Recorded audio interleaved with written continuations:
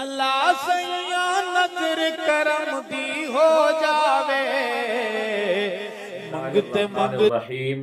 امام بخاری رحمۃ اللہ علیہ کے دادا استاد امام ابن ابی شیبہ کی کتاب مصنف ابن ابی شیبہ جلد نمبر اول مکتبہ امدادیہ ملتان سے چھپی ہے، یہ آپ کے سامنے ہے۔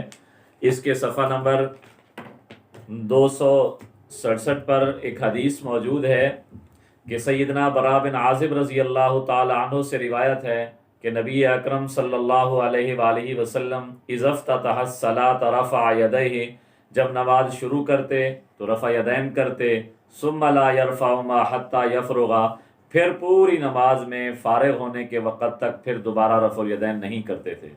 تو اس حدیث پر عمل کرتے ہوئے ہمیں بھی چاہیے کہ ہم بھی نماز کی صرف پہلی تکبیر کے وقت رفع الیدین کریں، اس کے بعد پوری نماز میں کبھی رفع الیدین نہ کریں۔